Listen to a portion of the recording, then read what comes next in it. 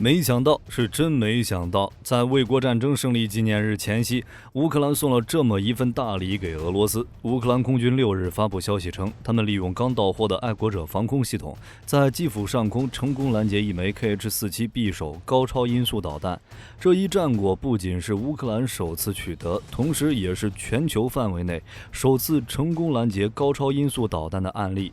俄军想要报复克宫遇袭事件，没想到反被打脸，加上俄方又对此事始终保持静默，没有回应，这不由得让火力军想起此前莫斯科号被击沉时俄方态度。虽然依旧有很多细节无法得到更新，但火力军觉得这事儿80%是真的。那么在这次拦截事件中，究竟是爱国者性能更强占据了上风，还是俄军的匕首导弹是参数弹，碰到如爱国者这类真材实料的高性能防空系统就会失效呢？首先，我们先要明白高超音速导弹为什么这么难拦截，其主要原因在于速度太快，以5到10马赫的速度飞行，每秒钟都是几公里的路程，加上其飞行时具有一定的机动性，方向多变无法预测，尤其是飞行末段并不遵循固定的弹道，所以要拦截起来才非常困难。在面对弹道导弹时，其弹道比较呆板，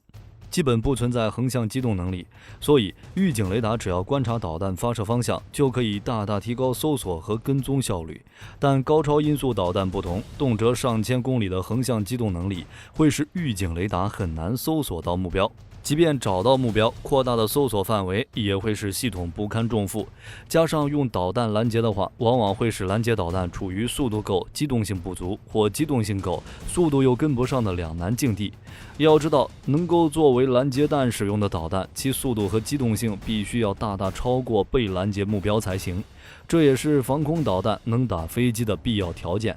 可现在又有哪款拦截弹能在速度和机动性上超过高超音速导弹呢？所以高超音速导弹才难以拦截。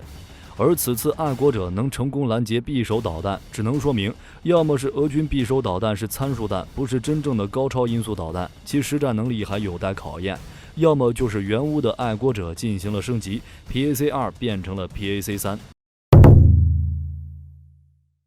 从公布的资料来看， Kh-47 匕首是俄军首款列装的空射型高超音速导弹，主要由米格31携载发射，最大射程可达2000公里，最大飞行速度可达10马赫，主要用于精确打击陆上和海上目标。Kh-47 匕首的原型伊斯坎德尔弹道导弹，虽然是从上世纪80年代就开始研制了，但因苏联解体，一直拖到2006年才批量列装，加上中导条约限制，所以其最大射程仅475公里，最大飞行速度6到7马赫，但具有全程弹道修正能力，命中精度大致在5到7米之间。而当初俄罗斯为了抢占高超音速武器研发的头部位置，就直接以伊斯坎德尔导弹为技术基础，进行了导弹改装，将其从陆地搬到空中，这才有了匕首高超音速导弹。虽然匕首导弹实现了高超音速飞行，甚至俄媒称其可突破世界上任何反导系统，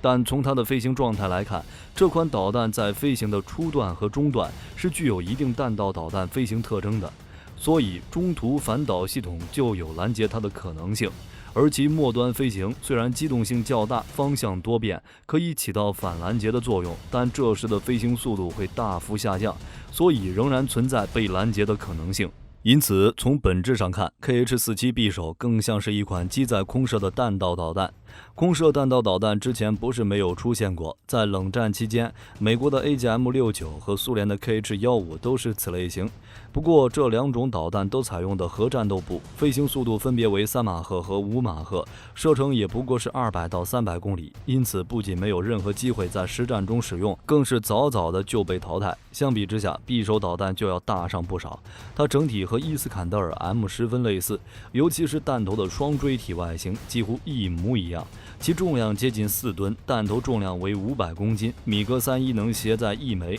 图 22M 轰炸机能携载4枚，预计将来还可能由苏57战斗机来进行携带。而它的飞行轨迹也和一般的空对地导弹发射后平直的飞行轨迹有所不同，它发射后是一条抛物线，导弹会先到达弹道高点，再利用惯性加速，然后对敌目标进行攻击，其速度可以达到高超音速，全程在大气层内飞行，但离真正的高超音速武器相比，还是有着本质的区别。现在世界上研制的高超音速导弹可分为2类，一类就是助推滑翔高超音速导弹，它是采用弹道导弹作为助推器，使用乘波体飞行器作为导引头和战斗部。飞行轨迹类似打水漂，如俄罗斯的先锋导弹、美国的 LRHW 导弹以及美国空军为 B-52研制的 AGM-183机载高超音速武器。而另一类是高超音速巡航导弹，它的飞行方式和以往的巡航导弹或飞行式反舰导弹一样，都是平直的。其研制难点在于推进装置超燃冲压发动机。超燃冲压发动机是超音速冲压发动机的一种。之前波音制造的 X-43试验机用的就是超燃冲压发动机作为动力，以 B-52改装机将其携带至高空后，点燃连接在 X-43A 上的飞马座火箭，将 X-43A 推进到超音速的状态后，再点燃自身的发动机进行高超音速飞行。之后，波音公司还建立了第2种飞行器 X-51乘波者试验机，采用压缩升力外形设计。该试验机共试射4次，其中2次成功，2次失败坠毁。该试验机在试射时的最高速度达到了 5.1 马赫。而目前世界上已知首次投入使用的高超音速巡航导弹是俄罗斯的 3M22 锆石，其飞行速度在5马赫以上。相比之下，还在沿用伊斯坎德尔形体的匕首导弹其实只是一种伪高超音速导弹。就像前面说的，它的高超音速在很大程度上必须要靠米格31才能实现。因此在这种情况下，匕首导弹的最大速度停留在高空飞行阶段，也就是中段飞行。只有中段飞行是高超音速的，而在末段飞行时，匕首导弹由于要重返低空，这时空气阻力会增加，速度减慢，同时还要寻找锁定目标，进行机动变轨，所以末端飞行的速度就只剩下超音速，速度在5马赫以内，跟普通的超音速导弹差不多。因此，爱国者防空导弹在理论上是具备拦截能力的。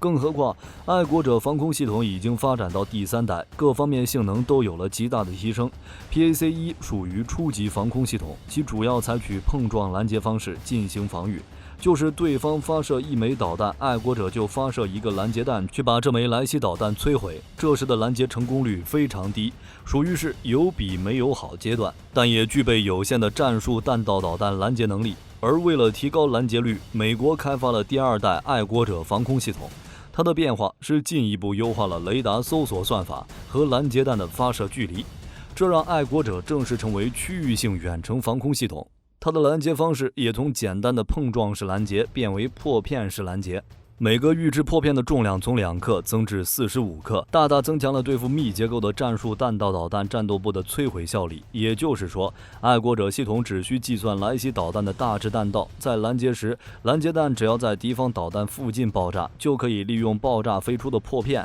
来摧毁敌方导弹的弹头。同时 PAC-2 的交战程序也得到了优化，2枚导弹之间的发射间隔变为3到4秒，以便第2枚导弹在第1枚导弹爆炸后区分弹道导弹弹头。PAC-2 于1987年首次测试，并于1990年装备陆军部队，正好赶上海湾战争。而之后的制导增强型于1996年开始装备，编号为 MIM-104D。这款的改进内容主要包括4点。改进了导弹的动力装置、引信和 C 波段前置接收机，从而提高了导弹的射程、射高和制导精度，使其能够拦截射程达600公里的战术弹道导弹。在之后 GEM 又进一步升级为 GEM-T 和 GEM-C 导弹，其中 T 代表战术弹道导弹， C 代表巡航导弹。这些导弹都被换装了全新的制导头，专门用于更有效地对抗巡航导弹等低空小反射面目标。GEM-T 还使用了新的引信，该引信进一步针对拦截弹道导弹进行了优化，并提高了导引头对低雷达横截面目标的灵敏度。这两者统称 GEM+，于2002年11月装备部队。目前在全球范围内，爱国者装备最多的就是第2代产品。如德国、沙特、日本、台湾等等。最后的第3代爱国者几乎对系统的各个方面都进行了重大升级，从导弹到雷达再到制导体制，升级分3个阶段，分别为配置 PAC-3、1、2、3，而我们常说的 PAC-3 则是指最终的型号。它的雷达探测距离更远，拦截弹射程更高，速度更快。战斗部由破片杀伤战斗部改为动能杀伤战斗部，导弹外形重量大幅度减少。原来装备1枚导弹的空间可装备4枚 PAC-3 导弹。PAC-3 拦截弹的速度可以达到5马赫，主要针对的就是射程1300公里、速度在10马赫以内的弹道导弹。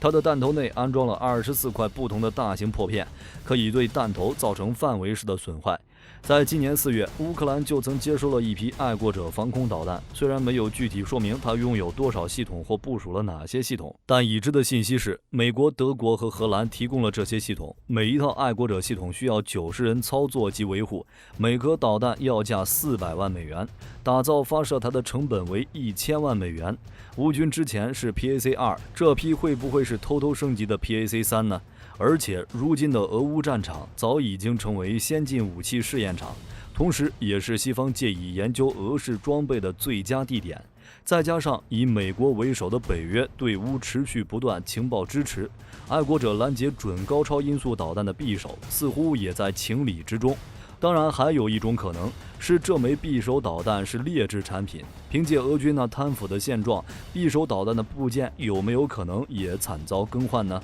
之前俄军王牌 T90 坦克的引擎不就被俄罗斯南部军区的后勤部主管丹尼索夫倒卖了至少7具，总价约800万新台币？又或者最近闹得最凶的普里戈金以撤军要挟克里姆林宫补给弹药，这些事情都足以证明俄军内部的矛盾与混乱。因此，匕首导弹内部电子元件被更换概率不会太小，被拦截也就在预料之内呢。至于弹头上那看似水泥的东西，其实不叫水泥，而叫热解碳。它的主要特性是耐高温，广泛应用于航空航天。导弹在10马赫高速飞行时，与空气摩擦会产生极高的温度，这就需要热解碳包裹战斗部，不然导弹在飞行过程中就爆炸了。当下俄乌非防空战役依然打响，幸好目前的基辅可以说是全球防空网络最为密集的城市，不仅有近程、中程、远程3层防空网，而且还有以色列专门援助的导弹预警系统，基本上汇集了西方最先进的防空导弹系统。